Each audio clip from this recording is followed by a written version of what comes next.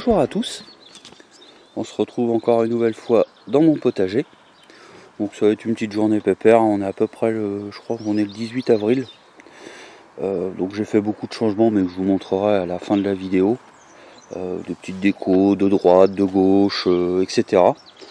Donc j'ai enfin décidé de mon endroit où j'allais faire ma semis sauvage. Donc quand j'entends semis sauvage, c'est-à-dire que je vais foutre les graines en terre et ça va se démerder comme ça. Donc j'ai choisi ce terrain là. Alors pourquoi j'ai choisi ce terrain là? Bon bah déjà à côté il y a des carottes, je suis pas sûr qu'elles lèvent parce qu'avec les carottes j'ai vraiment du mal. Mais ici c'est beaucoup de terreau. Et je me suis dit qu'avec les graines sauvages que j'allais mettre, ça allait être plus facile dans du terreau qu'en pleine terre. Donc je vais vous montrer un petit peu comment ça va se passer. Donc l'année dernière j'avais congelé directement des graines de melon là-dedans. Vous voyez, donc tout ça c'est du melon. Et un sac, directement j'avais congelé tout ce qui était tomates, etc. Donc vous voyez, vous avez plusieurs variétés de tomates. Je vais vous en sortir quelques-unes, que vous puissiez vous rendre compte. Il y a de la jaune, il y a de la rouge, il y a de la cœur de bœuf, etc. Et il y a même de la petite ovale. Il y a aussi du coqueret du Pérou, vous voyez, qui était pourri, mais dedans, regardez, si je l'ouvre, c'est plein de graines. Donc tout ça, je vais mettre ça dans un pot, je vais écraser tout ça, et on va mettre ça directement en terre là-bas. Et puis bah, on verra bien ce qui va lever, ça va être un petit peu la surprise. Et puis bah, sinon, je vais vous montrer vite fait, j'ai dit que j'allais vous montrer à la fin, mais bon. Je vais vous montrer ça maintenant. Pas fait grand chose, mais bon, ça fait du bien aussi des fois juste de profiter. Donc là j'ai fait une petite barrière toute simple avec de la récup encore une fois. C'est pas pour délimiter, c'est histoire de faire un peu plus joli. Puis je me disais que plus tard j'allais pouvoir mettre des pieds de tomates ici éventuellement. Et ici j'ai tout bâché avec ce que j'ai trouvé, donc des sacs, de la bâche, des planches. Et là ça va être le coin courge. Donc j'ai aussi paillé mon assiminier, parce qu'il a besoin d'une terre assez friable. Bon, il y a 3-4 fleurs là. J'espère peut-être au moins avoir un fruit à goûter cette année. Ça me ferait vraiment plaisir ça. Et puis voilà, j'ai pris soin de ne pas mettre ici parce qu'il y a beaucoup de petits bébés érables. Donc je compte bien les donner à des gens qui en veulent. Et puis bah, je me dis que de toute façon trop près des poules, elles vont tout me massacrer. Donc autant rester comme ça. Donc voilà, je vais faire ma petite semis sauvage, je vais faire des petites bricoles que je vous montrerai comme ça de droite de gauche. Je vais peut-être mettre des épinards aussi en terre, je sais pas. C'est assez résistant au froid. Et puis voilà, sinon j'ai aussi j'ai aménagé un petit peu, je sais pas si vous le verrez bien, mais j'ai aménagé là-bas. Hop, j'ai rajouté un bout de bois et des cailloux, un bout de bois que j'ai coupé d'un arbre qui était mort ici.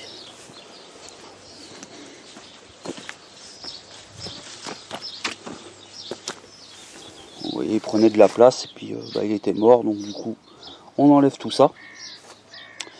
Et puis voilà, donc je vous reprends en cours de route les amis, à tout de suite.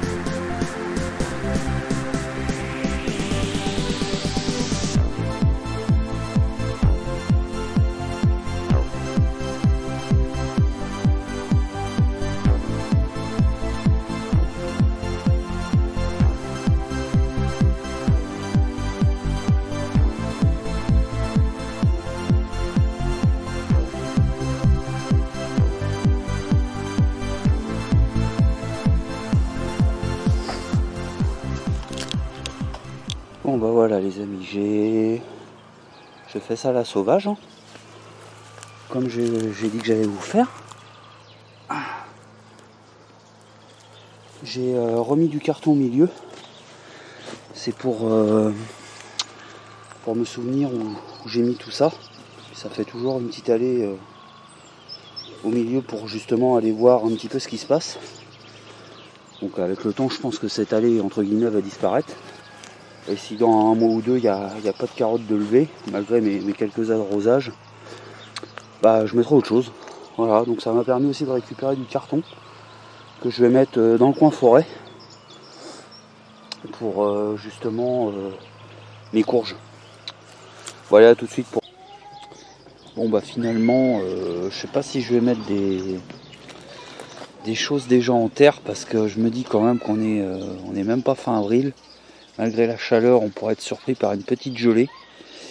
Mes épinards et mes betteraves sont quand même encore assez petits, donc j'ai pas trop envie de prendre le risque de les foirer. Donc je voudrais quand même vous montrer que mes radis aillés sont déjà en train de lever.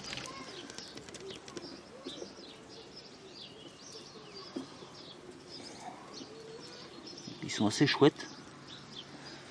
Ils seront déjà 2-3 cm. Je vais vous montrer vite fait la vidéo. Enfin la vidéo. Je suis fatigué moi. La serre, les semis vite fait. Pour vous montrer un petit peu. C'est une courte vidéo cette fois.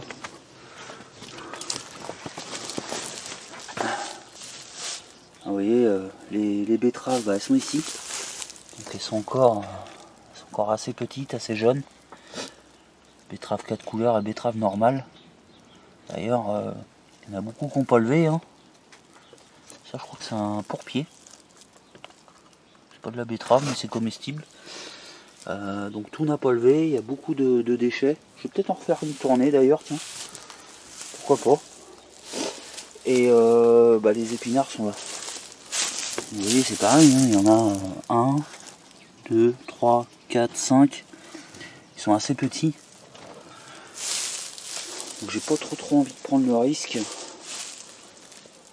Je préfère attendre, et puis parce qu'entre les dégâts de la nature et les dégâts des animaux qui viennent manger tout ça, j'ai pas trop envie de perdre mes récoltes. Donc à la limite je vais refaire des semis de betterave. Je crois qu'il me reste des graines.